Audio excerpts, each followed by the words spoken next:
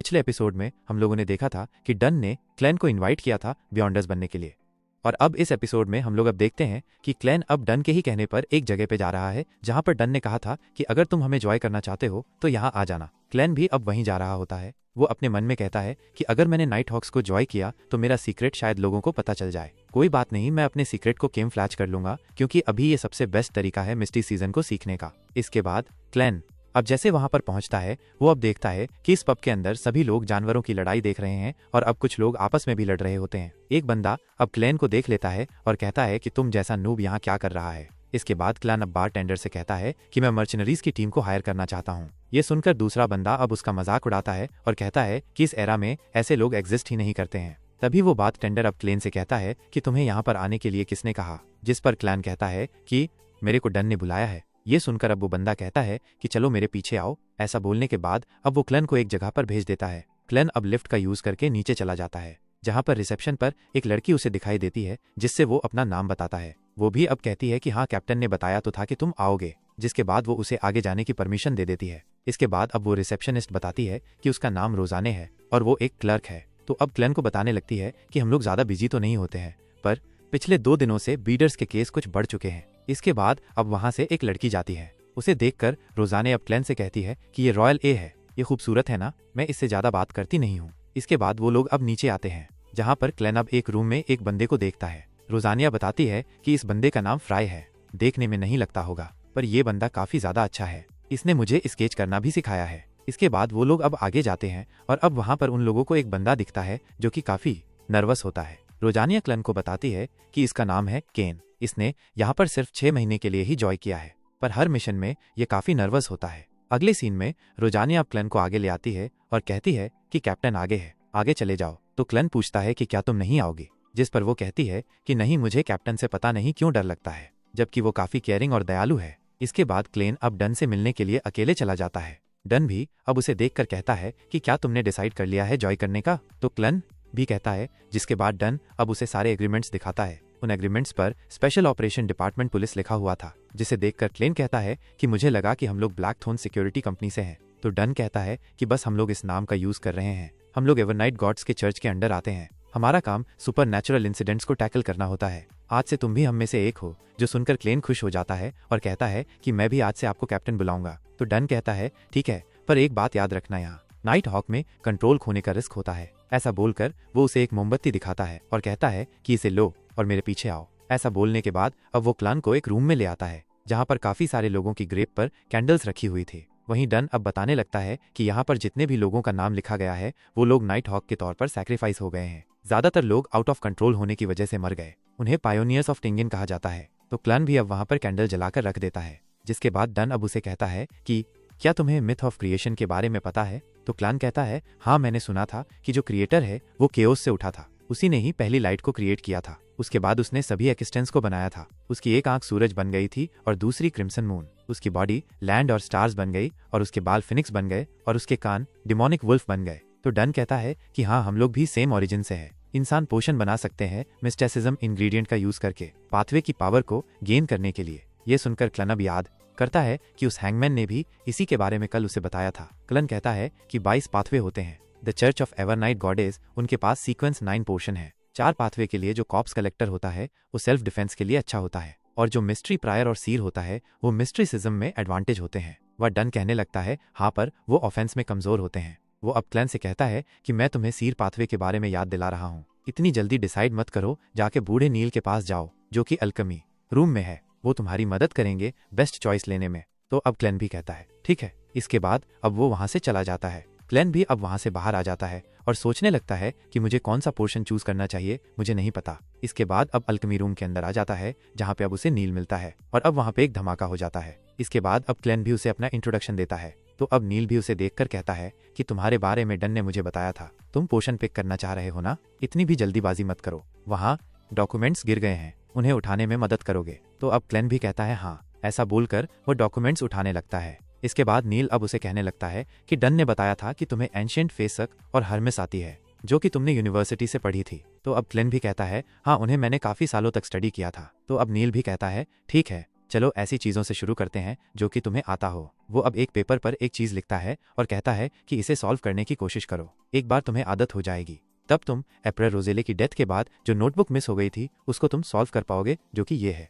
मुझे भी काफ़ी मुश्किल हुई थी 3 ट्रांसक्रिप्ट्स को सॉल्व करने में। इसमें लिखा है कि रोजेले ने कुछ सिंबल्स बनाए थे जिनके अंदर मिस्टीरियस पावर होती है, पर 150 साल पूरे हो चुके हैं, पर कोई भी अभी तक इन्हें सॉल्व नहीं कर पाया कि आखिर इनका मतलब क्या है। पर मैंने कुछ सिंबल्स के बारे में तो पता लगा लिया है और मैं श्योर हूँ कि वो सिंबल्स कुछ नंबर्स को रिप्रेजेंट करते हैं। ऐसा बोलकर वो उस डायरी के पेजेस को अब क्लान को दिखाता है। उसे देखकर क्लेन भी हैरान हो जाता है और कहता है कि ये तो चाइनीज में लिखा है जिसे वो पढ़ सकता है, क्योंकि वो चाइना में ही तो रहता था। अब उस डायरी को पढ़ता है। उस डायरी के अंदर 18 नवंबर की एंट्री होती है जिसमें रोजेले लिखता है कि मुझे एक गरीब पर्स से मिला अंधकार के अंदर, पर वो काफी लकी था कि वो इस एरा के प्रोटैगनिस्ट यानी कि मेन कैरेक्टर से मिला। इसके बाद अब उस डायरी के अंदर जनवरी 1 1184 के बारे में लिखा था, जहां रोजली लिखता है कि आज की न्यू ईयर पार्टी काफी कमाल की थी। वहीं क्लेन अब ये सब कुछ पढ़ रहा होता है। वहीं नील उसे कुछ ये बातें बता रहा होता है, पर क्लान का ध्यान तो अभी भी इन पेजेस के ऊपर होता है। उसे अब इस पेज के अंदर से काफी सारी इन्फॉर्मेशन मिल जाती है, जिसे देखकर वो कहता है कि शायद से इसका यूज करके मैं घर जाने का एक तरीका ढूंढ सकता हूँ। क्लान अब देखता है कि उसके अंदर रोजेल ने लिखा हुआ था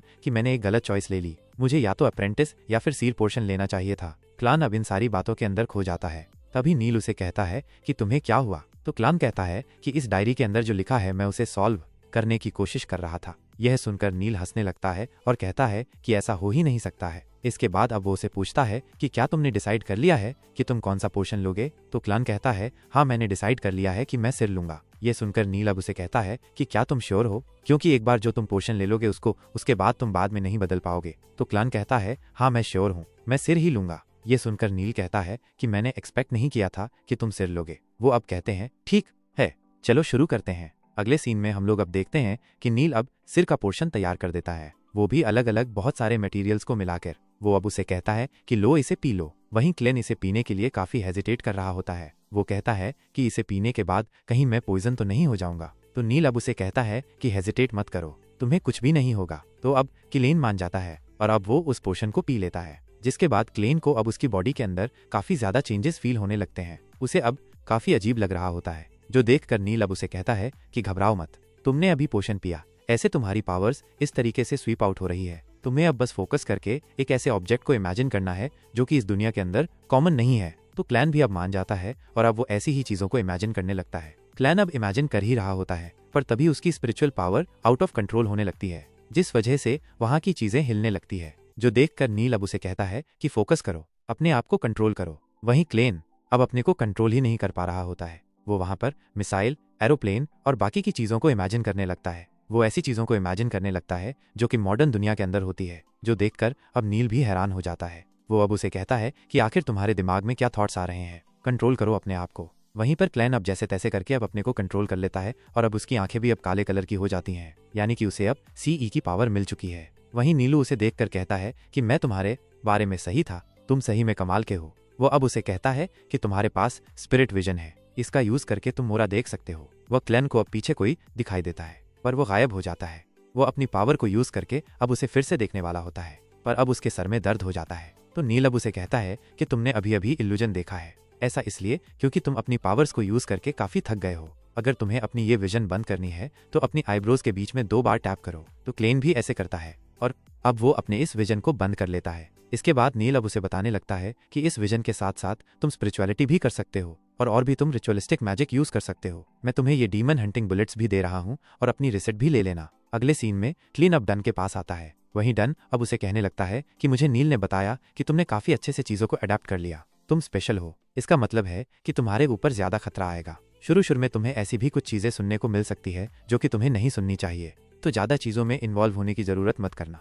अभी तुम ऑफिसर नहीं हो हमारे, तुम अभी बस एक क्लर्क हो। तुम्हारी सैलरी हफ्ते में 3 पाउंड होने वाली है, अपने पास ही एडवांस रखो। वहीं पर क्लान देखता है कि उसे तो 12 पाउंड्स मिले हैं, जिसे देखकर वो हैरान हो जाता है। वो अब कहता है कि क्लान के भाई को यानी कि बंसन को 5 से 6 पाउंड्स मिलते थे एक हफ्ते में। वहीं डन अब उसे कहता है कि जाकर एक केन खरीद लेना। तो अब क्लान भी कहते हैं ठीक है, अब वो जाकर एक केन खरीद लेता है। डन ने उसे ये भी कहा था कि वेल्स के घर के आसपास घूमना, जिससे कि तुम्हें याद आता है कि वो नोटबुक कहाँ पर है। वहीं क्लेन अब जा रहा होता है, तभी उसे वहां पर लेनार्ड मिलता है, जो कि वो अपनी घोड़ा गाड़ी में वहां पर आता है। वो अब क्लान से कहता है कि अंदर आओ, तो क्लान भी अब अंदर चला जाता है। वहीं लेनार्ड उसे बताता है कि हमें एक असाइनमेंट मिला है, वो कहता है कि हमें एलियट को ढूंढना है, जो कि एक मर्चेंट का बेटा है। इसे सुबह किडनैप कर लिया गया है, हमें इसे ढूंढना होगा। जो सुनकर क्लैन कहते हैं कि हमारा काम थोड़ी है, हमारा काम तो बीडर्स को हैंडल करना है ना। तो लियोनार्ड कहता है कि ये जो क्लाइंट है ये पहले भी हमारा क्लाइंट रह चुका है, तो हम इसकी फिर से मदद करेंगे, और वैसे भी तुम्हारी एबिलिटी बेस्ट है लोगों को ढूंढने के लिए।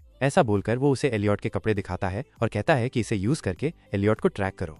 तो क्लैन भी अब मान जाता है और अब वो अपनी पावर को यूज करने लगता है, और अब उसे पता चल जाता है कि एलियट कहाँ पर है। वो एलियट को ढूंढते ढूंढते एक घर पर आ जाते हैं। ऊपर के रूम में क्लैन अब देखता है कि वहां पर 2 गुंडे बैठे हैं और वहां पर बच्चे को किडनैप करके रखा गया है। यह सुनकर लेनार्ड वहां पर अपनी पावर को यूज करके दरवाजे को खोल देता है और अब वो जाके उन गुंडों से लड़ने लगता है। वो अब देखते हैं कि ये जो गुंडे हैं ये इंसान भी नहीं लग रहे होते हैं। हम लोग अब देखते हैं कि लेनार्ड अब उन गुंडों को काफी इजीली से हरा देता है। लेनार्ड अब उन लोग को हरा देता है, पर अब अचानक से वहां पर एक पंख आ जाता है, और अब जैसे ही वो पंख आकर नीचे उन गुंडों के ऊपर टकराता है, वो गुंडे अचानक से एक मॉन्स्टर में बदल जाते हैं, और इस बार तो वो लोग पहले से काफी ज्यादा पावरफुल हो जाते हैं। वहीं लेनार्डो को थोड़ी बहुत दिक्कत हो रही होती है, पर फिर भी वो उन लोगों को हराने लगता है। वहीं पर अब वो लोग लेनार्डो से वहां से भागने की कोशिश करते हैं। वहीं क्लेन भी उन्हें ढूंढने की कोशिश करता है, पर उसे वो मिलते नहीं है। जो देखकर लेनार्डो अब उसे कहता है कि तुम हमारे सिर हो, उन्हें इस तरीके से जाने मत दो। अब तो क्लेन भी अब उन्हें ढूंढने की कोशिश करता है। वो अब उन्हें सामने की तरफ ढूंढ ही रहा होता है,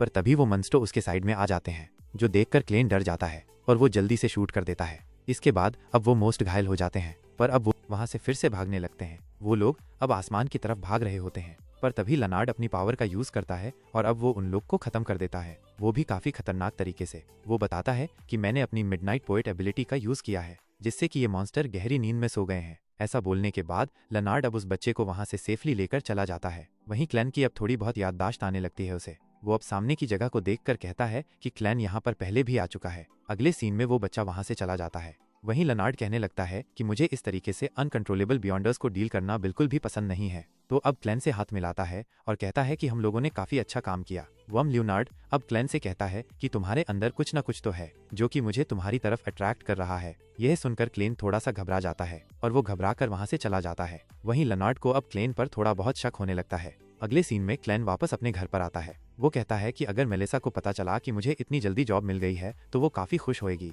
ऐसा बोलकर क्लेन अब जैसे ही दरवाजा खोलता है, वो अब देखता है कि वो तो अपने घर पर नहीं होता है, बल्कि वो तो एक दूसरी ही जगह पर आ चुका है। जो देखकर वो कंफ्यूज हो जाता है कि आखिर यहाँ चल क्या रहा है। वो अब सामने जाता है और अब आगे जाते उसे वापस से वही डायरी दिखती है जिसमें लिखा हुआ था कि सभी लोग मर जाएंगे, मैं भी। ये देखकर क्लेन वापस से घबरा जाता है और अब वो देखता है कि वो वापस से अब उसी जगह पर आ चुका है। वो अब कहने लगता है कि जिस जगह पर वो बच्चा किडनैप हुआ था उस जगह पर मुझे क्लो मिलेंगे एंटीगोनस फैमिली की नोटबुक के, मुझे वहां चलना होगा। ऐसा बोलकर क्लेन अब वहां से चला जाता है। अगले सीन में हम लोग को क्लेन के बड़े भाई को दिखाया जाता है जिसका नाम बेंसन है, और वो एड्रेस देखकर क्लेन के नए घर पे पहुंच जाता है। वो जैसे नो करता है वहां पर अब उसका मेलिसा और क्लेन वेलकम करते हैं। इतने शानदार घर को देखकर बेंसन भी हैरान हो जाता है। वो कहता है कि क्या हम लोग सही में यहाँ रहने वाले हैं? तो क्लेन भी कहता है हाँ चिंता मत करो, अब से ये हमारा घर है। ये सुनकर बेंसन काफी ज्यादा खुश हो जाता है। अगले सीन में हम लोग अब देखते हैं कि क्लेन ने अपने भाई बहनों के लिए काफी शानदार खाना बनाया है जो कि उन लोगों को काफी पसंद आता है। इसके बाद अब बेंसन क्लेन को गिफ्ट में एक कपड़े देता है, जिसे देखकर क्लेन कहता है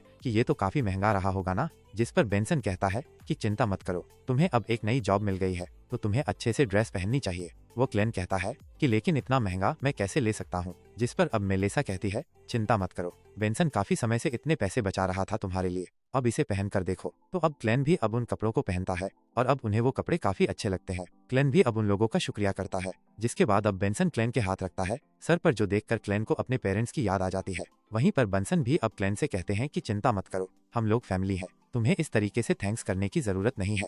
इसके बाद हम लोग अब देखते हैं कि वो लोग अब इसी तरीके से पार्टी करते हैं क्योंकि क्लेन को नई जॉब मिली है। और अब इसी के साथ ये एपिसोड यहीं खत्म हो जाता है। उम्मीद है कि तुम लोग को ये एपिसोड पसंद आया होगा। पसंद आया हो तो लाइक कर देना, चैनल पर नए हो तो सब्सक्राइब भी कर देना। मिलते हैं अगले एपिसोड में।